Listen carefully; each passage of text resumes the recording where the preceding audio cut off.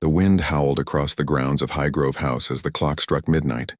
Security guard Thomas Fletcher pulled his coat tighter around his shoulders as he made his routine patrol through the estate gardens.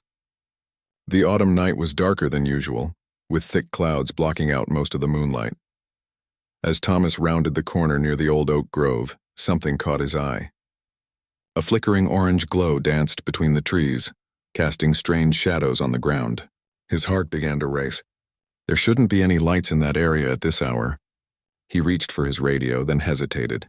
Maybe it was just his imagination playing tricks on him. Moving closer, Thomas could smell wood smoke in the air. Someone had definitely lit a fire. He crept forward, staying in the shadows of the large trees. The glow grew brighter as he approached, and soon he could hear the crackling of burning wood. What he saw next made his blood run cold. There, sitting beside a small bonfire, was Queen Consort Camilla. She was alone, wearing a dark coat, her face illuminated by the dancing flames. But it wasn't her presence that shocked Thomas the most. It was what she was holding. In her hands were several items that Thomas recognized immediately. A delicate pearl necklace that caught the firelight, a small leather diary with golden clasps, a silk scarf with a distinctive pattern. These weren't just any ordinary belongings. Thomas had worked security for the royal family for over 15 years, and he knew exactly what he was looking at. These were Princess Diana's personal treasures. Camilla sat perfectly still, staring into the fire. She lifted the pearl necklace, letting it dangle from her fingers as she examined it closely. The pearls seemed to glow in the firelight, each one perfectly round and lustrous.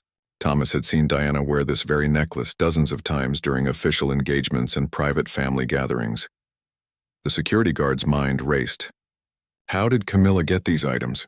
They should have been safely stored away with the rest of Diana's belongings.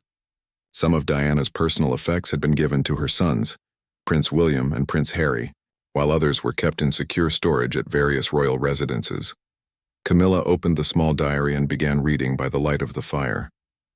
Her expression was unreadable, but Thomas could see her lips moving slightly as she read the handwritten pages. Occasionally she would pause and look up at the stars as if lost in thought.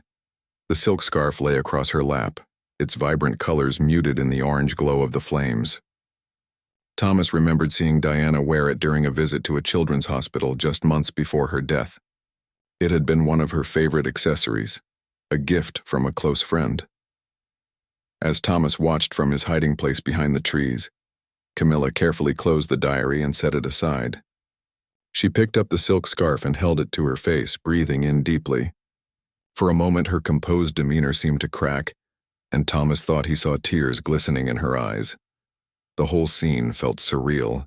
Here was the current queen consort, sitting alone in the middle of the night with her late husband's first wife's most precious belongings. The irony wasn't lost on Thomas.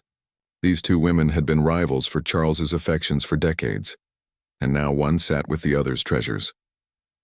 Camilla reached into a small bag beside her and pulled out more items.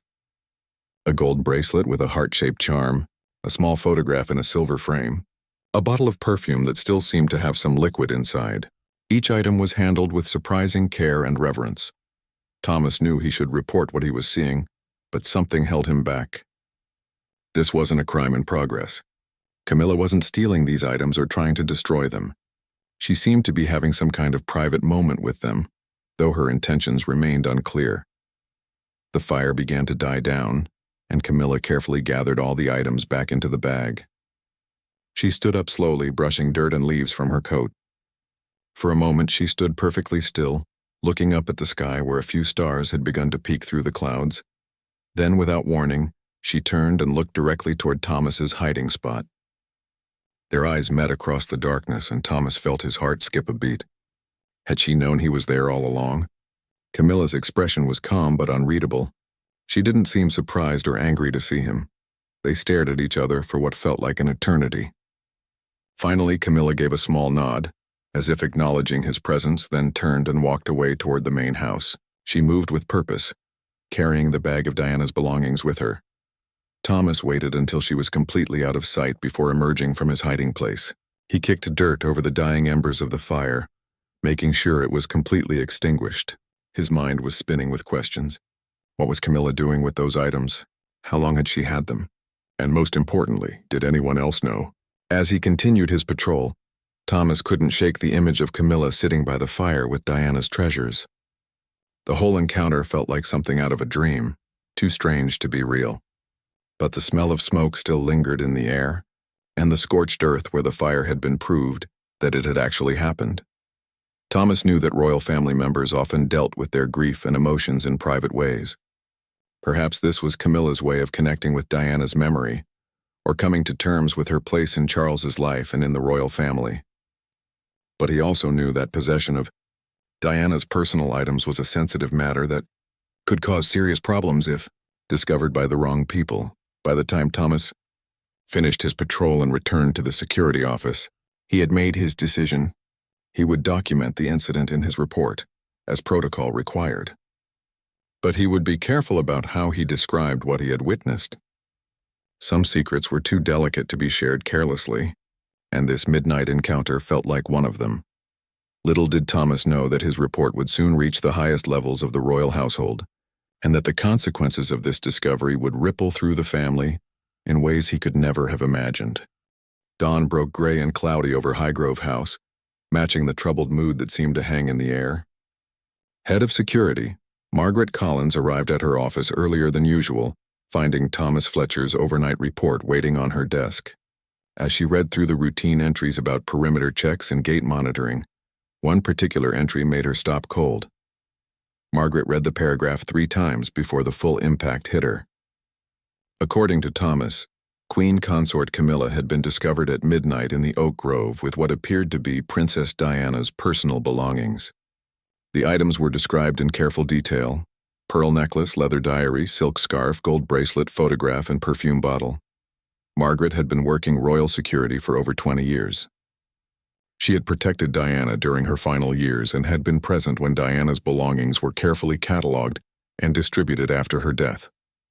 She knew exactly which items had gone to William and Harry, which had been stored at Kensington Palace, and which had been kept at other royal residences. None of them should have been in Camilla's possession. The security chief immediately called Thomas into her office. The young guard arrived looking tired but alert, still wearing his uniform from the night shift. Margaret closed the door and gestured for him to sit down. "Tell me exactly what you saw last night," she said, her voice serious but calm. "Every detail, no matter how small."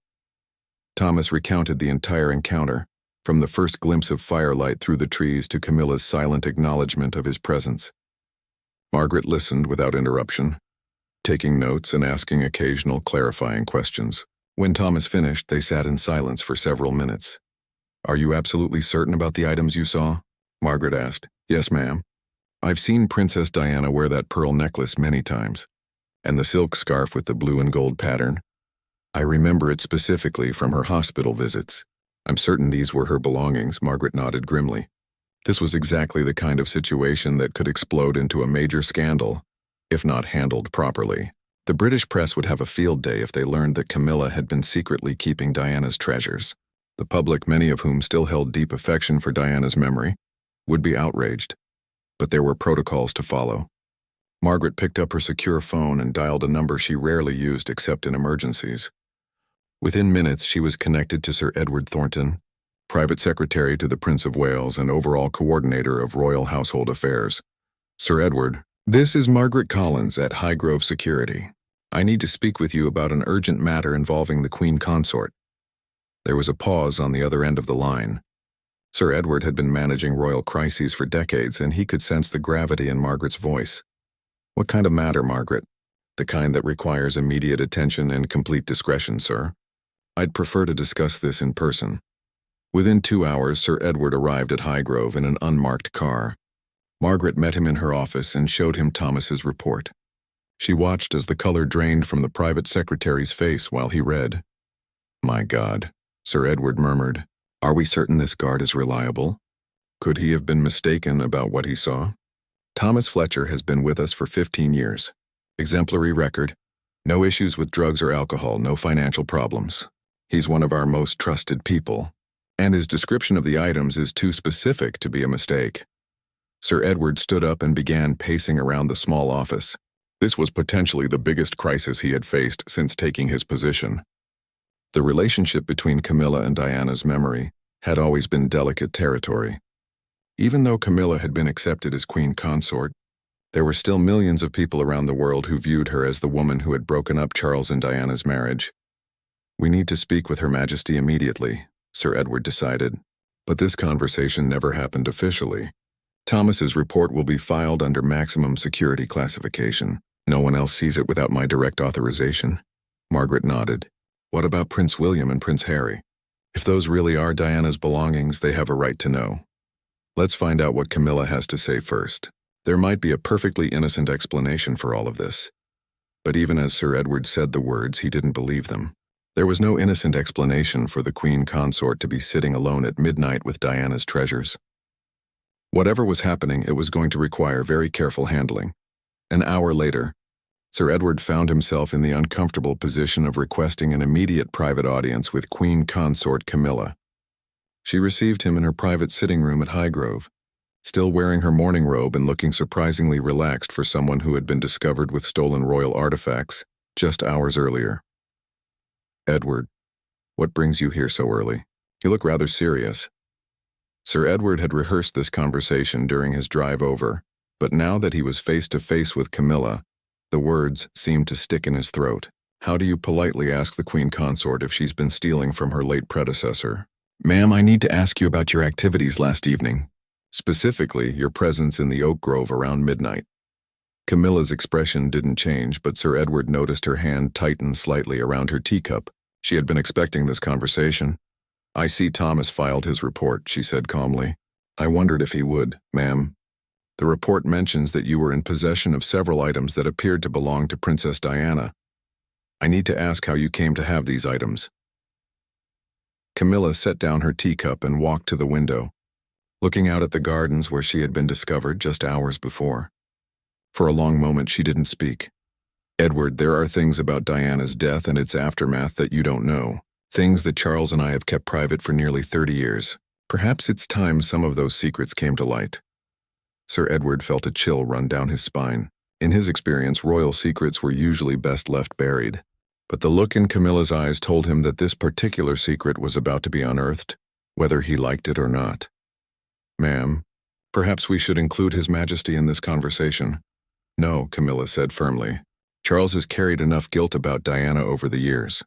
This is my burden to bear and my story to tell, but I think it's time." Prince William heard the truth about his mother's final months and what she really wanted for her most precious belongings. "Sir," Edward realized that the midnight bonfire had been just the beginning. Whatever Camilla was about to reveal would change everything they thought they knew about Diana's legacy and the secret history of the royal family. Prince William was reviewing flood relief plans in his Kensington Palace office when his private secretary knocked urgently on the door. The usually composed man looked visibly shaken as he entered the room carrying a sealed envelope marked with the highest security classification. "Your Royal Highness, Sir Edward Thornton has requested your immediate presence at Highgrove. He says it's regarding a matter of utmost importance concerning Princess Diana's belongings." William felt his stomach drop. Any mention of his mother's possessions always brought back painful memories, but the urgency in his secretary's voice suggested this was something far more serious than a routine archival matter. He had been protective of Diana's legacy for over 25 years, and any threat to her memory triggered his deepest instincts. "What exactly has happened?" William asked, breaking the wax seal on the envelope. As he read Sir Edward's carefully worded summary of the previous night's events, William's jaw tightened.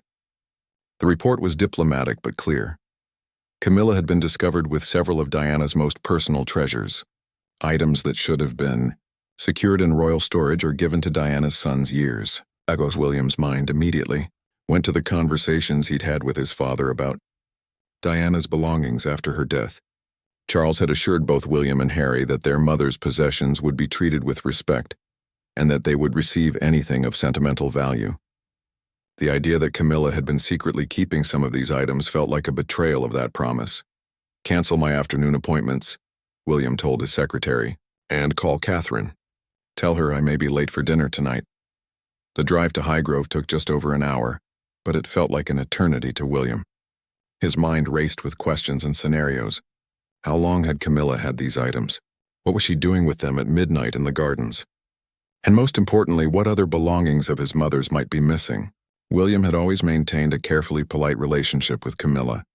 For his father's sake, he had accepted her as part of the family and had even defended her publicly when critics attacked her role as queen consort. But this situation touched on something much deeper than family politics.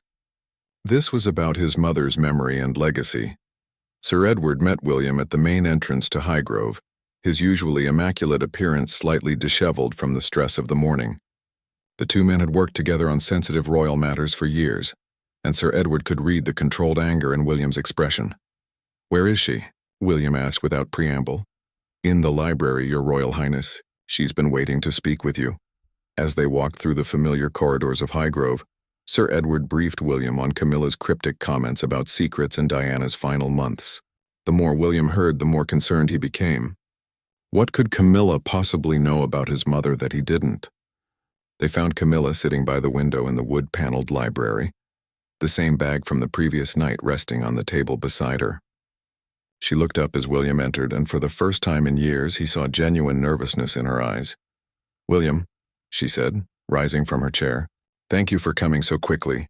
"Camilla," William replied, his voice formal and cold. "I understand you have something that belongs to me." The directness of his statement seemed to catch Camilla off guard. She had clearly prepared for this conversation, but William's barely controlled anger was more intense than she had expected. "Please sit down," she said. "This is going to be difficult to explain, and I need you to hear the whole story before you make any judgments." William remained standing, his arms crossed.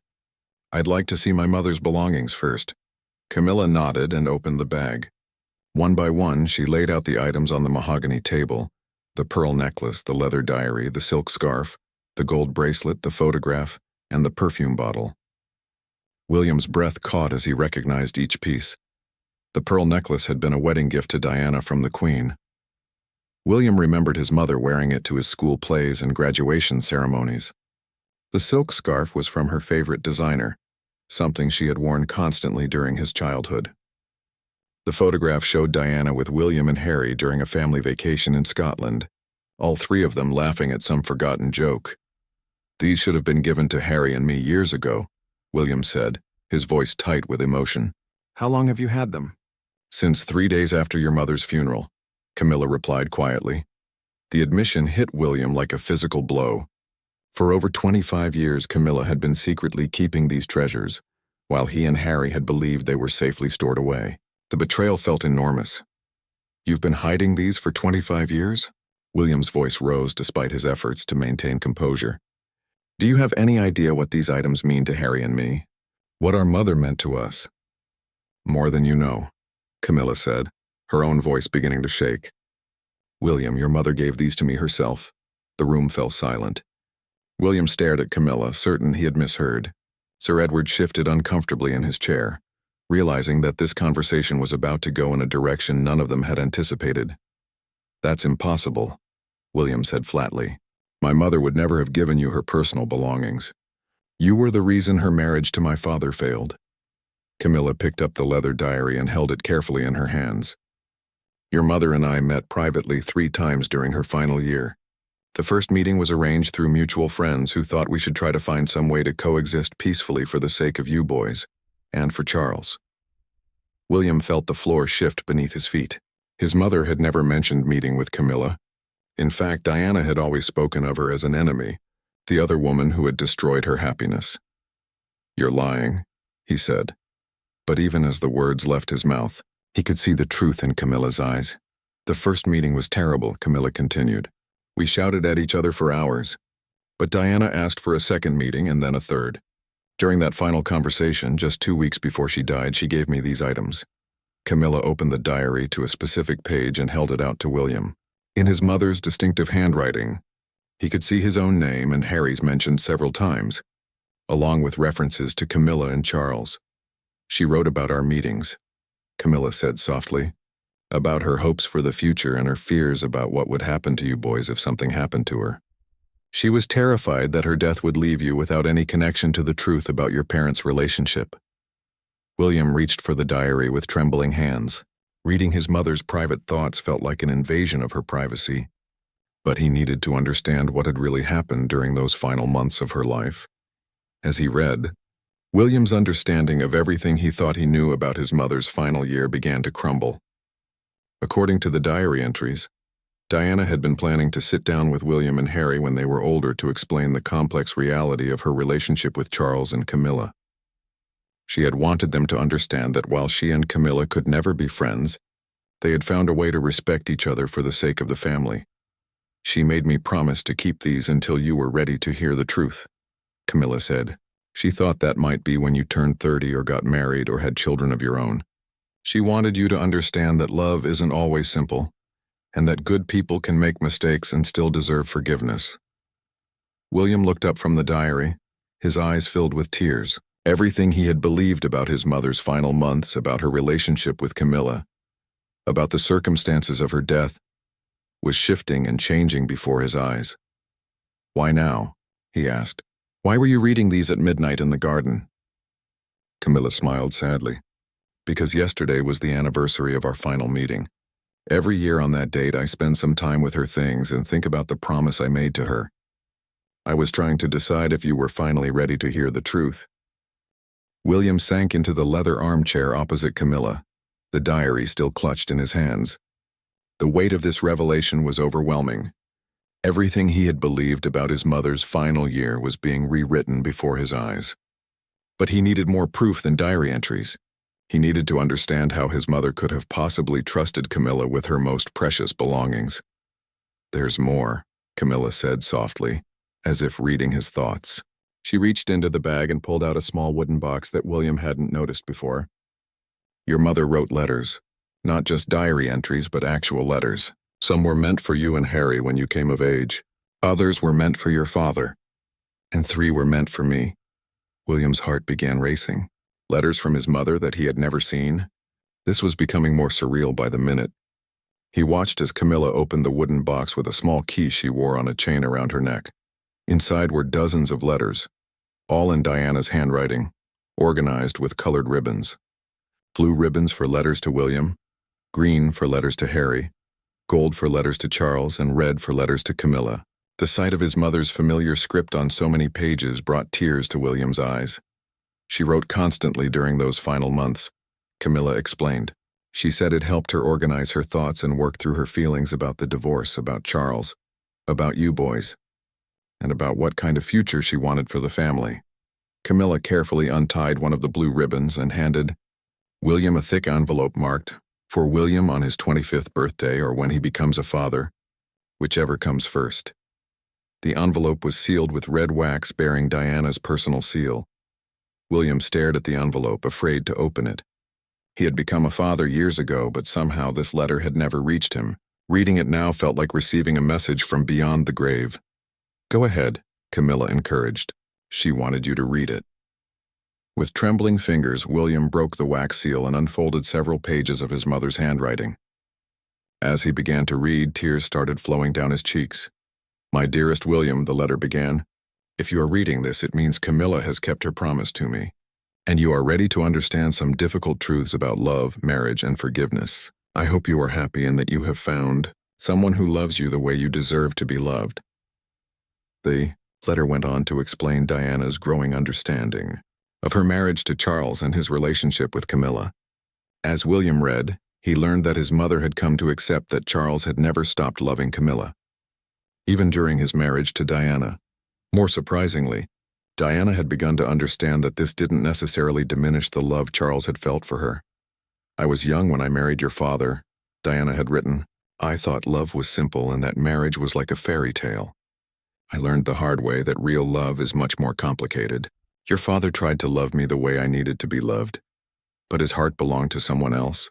That doesn't make him a bad person, and it doesn't make our marriage meaningless. It just makes us human." William looked up at Camilla, who was watching him with tears in her own eyes. "She really wrote this?" "Every word. It took her months to find the courage to say these things, even in a letter. She was terrified that you and Harry would think she was betraying your father or making excuses for him." William continued reading. The most shocking part of the letter came near the end, where Diana described her meetings with Camilla. I asked to meet with Camilla because I realized that my anger toward her was hurting me more than it was hurting her. I wanted to look her in the eye and tell her exactly what I thought of her. But something unexpected happened during our first meeting. I saw that she was in pain too. She loved your father, but she never wanted to hurt our family. She had lived with guilt and shame for years, just as I had lived with anger and resentment. By our third meeting, we weren't friends, but we weren't enemies either. We were two women who had both loved the same man, and who both wanted what was best for you boys.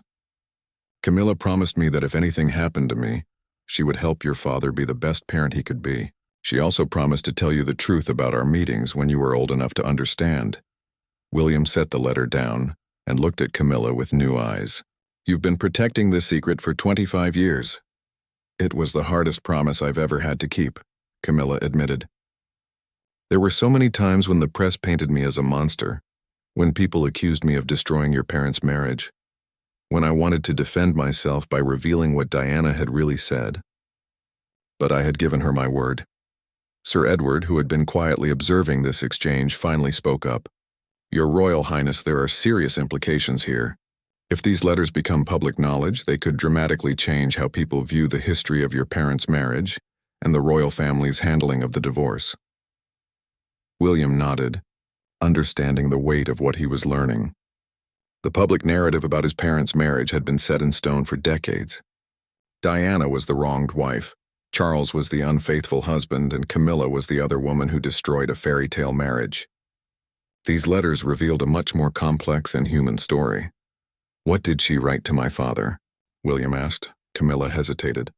Are you sure you want to know? Some of these letters are very personal. I need to understand everything. Camilla untied the gold ribbon and handed William one of Charles's letters. This one was marked, "To be opened only if Diana dies before Charles." The letter to Charles was shorter, but no less powerful. Diana had written about her regrets regarding their marriage, her acknowledgement of her own mistakes, and her hope that Charles would find happiness with Camilla after an appropriate period of mourning. I know now that I cannot make you love me the way I wanted to be loved, Diana had written to Charles. But I also know that you are a good man who tried to do right by me and our children. When I'm gone, I want you to be happy. I want you to marry Camilla and stop feeling guilty about loving her. Life is too short to waste on regret. William felt as if his entire understanding of his family history was being rewritten. His mother, the woman he had always seen as the victim of his father's infidelity, had actually given her blessing for Charles and Camilla's eventual marriage. Does my father know about these letters? William asked. No, Camilla replied. Diana made me promise to keep them secret until both you and Harry were ready to hear the truth. She was afraid that if Charles knew about them too soon, he might rush into marriage with me before you boys had time to process your grief. William realized that Camilla had been carrying this enormous secret alone for decades, protecting both Diana's memory and Charles's relationship with his sons. The woman he had viewed as an intruder in his family had actually been following his mother's explicit wishes. There's one more thing, Camilla said softly. She reached into the box and pulled out a final letter, this one sealed but unmarked. Diana wrote this the day before she left for Paris. She said it was only to be opened if something happened to her and if her death caused lasting damage to the royal family's reputation. William stared at the unmarked letter, afraid of what it might contain. His mother had died in Paris just days after writing it. Whatever was in this final letter might hold the key to understanding her state of mind during her last days alive. William held the unmarked letter with reverence, knowing that these might be among his mother's final written words. The seal was different from the others, pressed with Diana's signet ring rather than her formal seal, suggesting this letter had been written in haste or in a moment of deep emotion.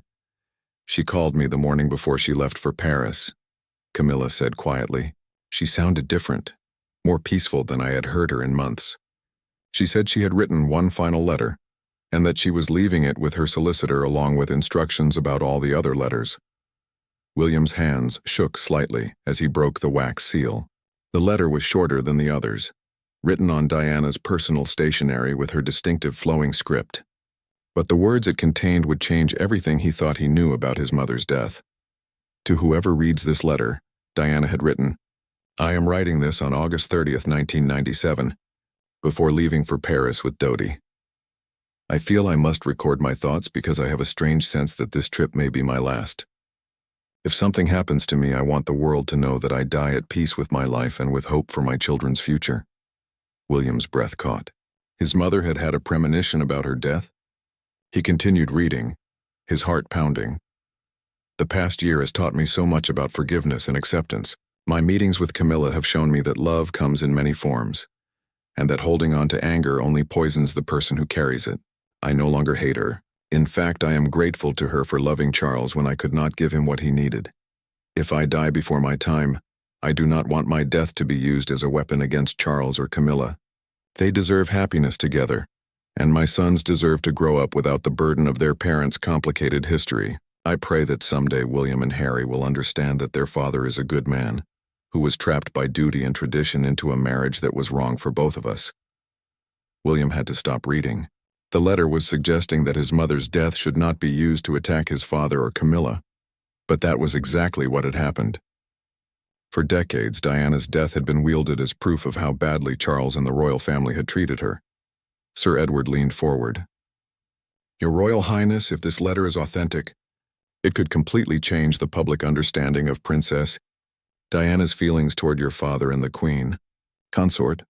William nodded numbly and continued reading. I have been thinking about what kind of legacy I want to leave for William and Harry. I don't want them to remember me as a victim or a martyr. I want them to remember me as someone who learned to forgive, who fought for the causes she believed in, and who loved her children more than life itself. Camilla has promised me that she will help Charles be the father my boys deserve. She has also promised to tell them the truth about our conversations when they are old enough to understand.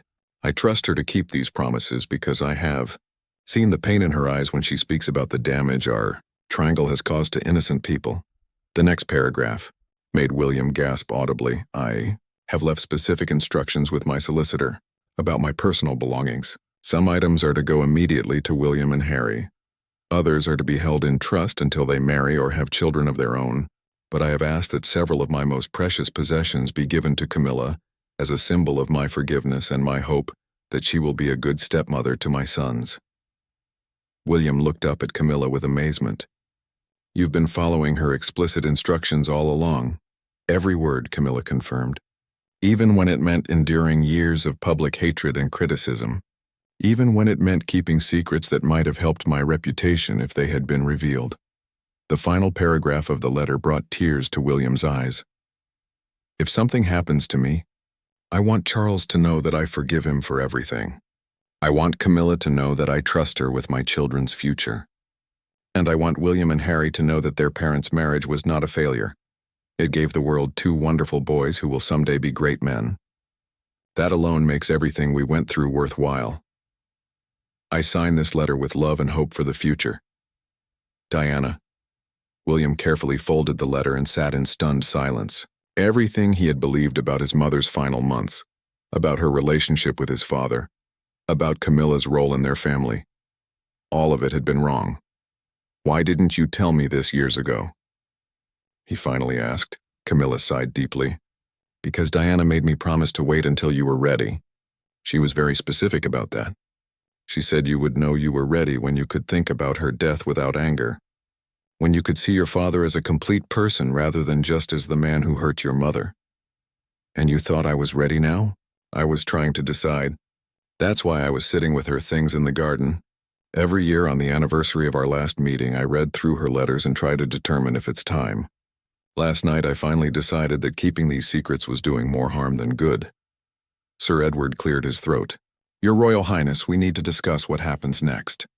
These letters could have enormous implications for the monarchy's reputation and for public perception of the Queen Consort. William looked at the pile of letters, the diary, and the other personal items that his mother had entrusted to Camilla's care. The weight of decision felt enormous. He could reveal these letters and completely rewrite the narrative about his parents' marriage. Or he could keep them secret and allow the existing story to continue. What would happen if these letters became public? William asked. It would vindicate your father and the Queen Consort, Sir Edward replied. But it might also diminish your mother's legacy as a victim who fought against an unfair system. Some people prefer their heroes and villains to be clearly defined. William stood up and walked to the window, looking out at the gardens where this whole revelation had begun. He thought about his mother's words about forgiveness and acceptance. He thought about the years of anger he had carried toward his father and the grudging tolerance he had shown Camilla. "There's something else," Camilla said softly. "Your mother wrote letters for Harry too, and she specifically requested that both of you be present when certain letters were read." William turned around.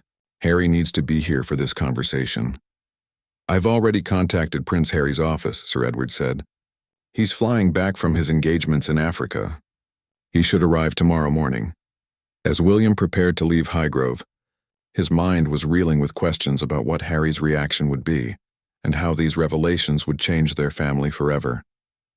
The midnight bonfire that had started this crisis was beginning to look less like a scandal and more like the moment when long-buried truths finally came to light. But William also knew that some truths were too powerful to keep hidden forever, and perhaps it was finally time for the whole world to understand the real story of Diana, Charles, and Camilla. Prince Harry arrived at Highgrove the next morning looking jet-lagged and concerned. His flight from Africa had been long and turbulent, matching his emotional state since receiving the cryptic message from Sir Edward about urgent family matters regarding Princess Diana's legacy. Harry had spent the entire flight wondering what new crisis involving his mother's memory had emerged. William met his brother at the entrance, and Harry immediately sensed the gravity of the situation from William's expression. The two brothers had been through many difficult conversations over the years, but there was something different in William's demeanor, a mixture of shock, sadness, and something that looked almost like relief. "What's happened?" Harry asked without preamble. "Your message said something about Camilla and Mother's belongings." "It's complicated," William replied. "Everything we thought we knew about Mother's final year was wrong. Camilla has been keeping secrets that Mother asked her to keep. And now it's time we learned the truth." As they walked toward the library where Camilla was waiting, William gave Harry a brief summary of the previous day's discoveries. Harry's expression shifted from confusion to disbelief to anger as he processed what William was telling him. "You're saying that Camilla has had Mother's personal things for 25 years? That they met secretly before Mother died? That's impossible, William. Mother hated Camilla. She would never have trusted her with anything." "That's what I thought too," William said softly. "But I've seen the proof. Mother wrote it all down in her own hand. They found Camilla in the same chair where she had been sitting the day before, but now she looked exhausted. The wooden box of letters was open on the table beside her, along with several envelopes tied with green ribbon, Harry's letters." Harry stopped short when he saw the collection of their mother's belongings spread across the table. The pearl necklace, the silk scarf, the photograph of their family vacation. Each item brought back a flood of memories. "Hello, Harry," Camilla said quietly. "Thank you for coming." Harry's jaw was tight with controlled anger. "I want an explanation, now." Camilla gestured to the chair across from her. "Please sit down. This is going to be difficult for you to hear, just as it was for William." For the next hour, Camilla recounted the same story she had told William the day before. Harry listened in stunned silence as she described Diana's decision to meet with her, their 3 conversations, and Diana's final request that certain personal items be held in trust until her sons were ready to understand the truth. "This is insane," Harry said when Camilla finished. "Mother would never have trusted you. She told me herself that you were the reason our family was destroyed." Camilla reached for one of the green-ribboned envelopes. "She wrote about that conversation with you, Harry. She was heartbroken that her anger had influenced how you felt about the situation." Harry took the envelope with shaking hands. Like William's letter, it was sealed with Diana's personal seal and marked, "For Harry when he is ready to understand that love is more complicated than fairy tales." As Harry read his mother's words, his expression shifted from anger to confusion to deep sadness. Diana had written about her regrets regarding how she had spoken about Camilla to her sons, acknowledging that her pain had caused her to paint Camilla as a villain, when the reality was much more complex. "My dearest Harry," the letter read, "you have always been my emotional child, the one who feels everything deeply and loves with your whole heart. I worry that my anger toward Camilla has taught you to see love as a battle between good and evil. But real love is rarely that simple." The letter went on to describe Diana's growing understanding that Charles had never meant to hurt her, and that Camilla had never intended to destroy their marriage. It explained how Diana had come to see the situation as a tragedy with no villains, only people caught in impossible circumstances. "I have asked Camilla to look after you and William if something happens to me," Diana had written, "not because I think she can replace me, but because I believe she truly cares about your father's happiness, and your father's happiness depends on yours. Give her a chance to prove that she can love you as I do." Harry set the letter down and looked at Camilla with tears in his eyes. "She really asked you to take care of us?"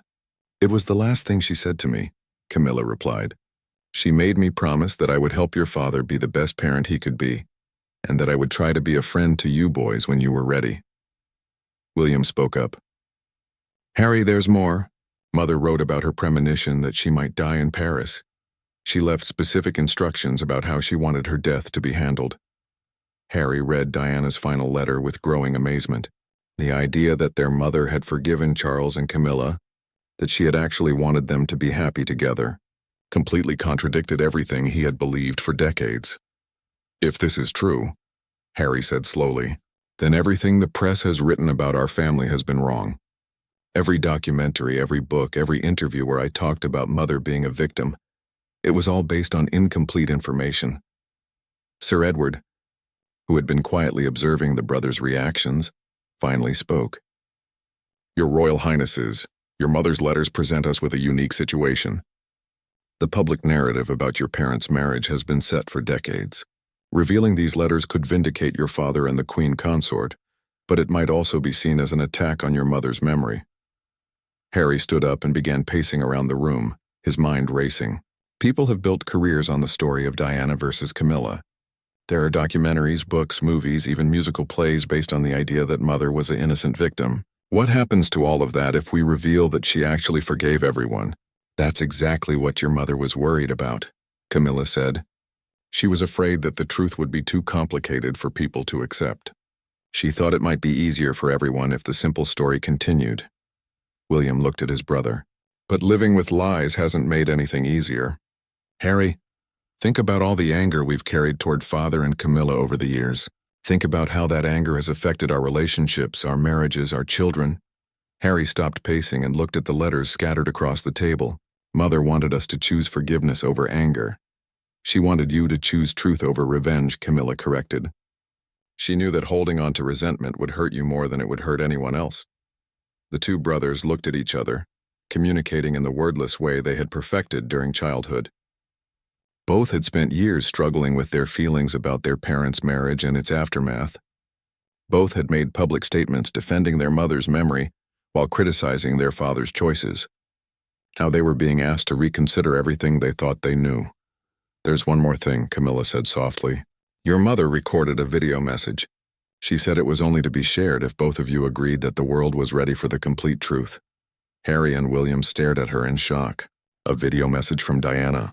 After all these years, there was still more to discover. Camilla reached into the wooden box and pulled out a small digital device that looked like an early version of a digital recorder. She made this recording 2 days before she left for Paris. She said she wanted you to hear her voice when you finally learned about our meetings.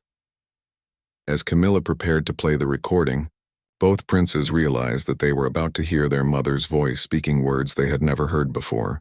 Whatever she had recorded might finally answer all their questions about her state of mind during her final days, and about what she really wanted for their family's future. The weight of decision was enormous. Once they heard Diana's final message, there would be no going back to the simpler story they had lived with for 25 years. But perhaps it was finally time to embrace the complicated truth about love, forgiveness, and family that their mother had tried to teach them.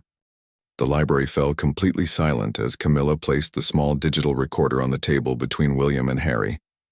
Both princes stared at the device as if it were a sacred artifact, which in many ways it was. After 25 years, they were about to hear their mother's voice speaking words that could change everything they understood about their family's history. "Are you both ready for this?" Camilla asked gently. "Once you hear what she recorded, you can't unhear it." William and Harry exchanged glances and nodded simultaneously. Sir Edward moved closer, understanding that he was about to witness a historic moment that would have profound implications for the royal family. Camilla pressed the play button, And after a moment of static, Diana's familiar voice filled the room. Both princes immediately began crying at the sound of their mother speaking words they had never heard before. "My darling William and Harry," Diana's voice began, warm and clear despite the poor quality of the recording. "If you are listening to this, it means that Camilla has kept her promise to me, and you are finally ready to learn some difficult truths about love, marriage, and forgiveness." Diana paused, and they could hear her taking a deep breath before continuing. "I need you to understand that everything I am about to tell you comes from a place of love. Love for you, love for your father, and yes, even love for Camilla. I know that might be hard to believe, but this past year has taught me that love comes in many forms, and that understanding those forms is the key to happiness." William reached over and took Harry's hand, something they hadn't done since they were children. The sound of their mother's voice was overwhelming, but her words were even more powerful. "When I married your father, I thought I understood what love was supposed to be. I believed in fairy tales and happily ever after. But real love, I've learned, is much more complicated and much more forgiving than the stories we tell children." Diana's voice grew stronger as she continued. "Your father never lied to me about his feelings for Camilla. Even before our wedding, he told me that she would always be important to him. I thought I could change that. I thought that if I loved him enough, if I was perfect enough, if I gave him the children and the public image the monarchy needed, he would forget about her." There was a long pause, and they could hear Diana moving around, perhaps looking out a window or pacing as she often did when she was thinking deeply. "But love doesn't work that way. Your father tried to love me the way I needed to be loved, but his heart belonged to someone else. That doesn't make him a bad person, and it doesn't make our marriage meaningless. We created you two wonderful boys, and that alone makes everything worthwhile." Harry was sobbing now, finally understanding that his mother's marriage hadn't been the simple story of good versus evil that he had always believed. "I want to tell you about my meetings with Camilla," Diana continued. "The first time we met, I intended to tell her exactly what I thought of her. I was furious and hurt, and I wanted her to know the pain she had caused our family. But something unexpected happened during that conversation." Diana paused again, and they could hear the emotion in her voice. "I saw that she was in pain too. She loved your father deeply, but she had never wanted to hurt me or you boys. She had lived with guilt and shame for years, just as I had lived with anger and resentment. We were both prisoners of a situation that none of us had wanted. By our third meeting, we weren't friends, but we weren't enemies either. We were two women who had both loved the same man, and who both wanted what was best for his children. Camilla promised me that she would help your father be the best parent he could be, and she promised to tell you the truth about our conversations when you were old enough to understand." The recording quality shifted slightly, as if Diana had moved closer to the microphone. "I want you to know that I have forgiven your father for everything. I have forgiven Camilla for everything, and I hope that someday you will too, not because they were perfect, but because holding on to anger will only poison your own happiness." William looked at Camilla, seeing her in an entirely new light. For 25 years, she had endured public hatred and criticism while keeping Diana's secrets and trying to honor promises made to a woman who had every reason to hate her. "I am leaving specific instructions about my personal belongings," Diana continued. "Some things will go to you immediately because you should have pieces of me with you always. But other items I am giving to Camilla as a symbol of my forgiveness and my trust in her to help care for you.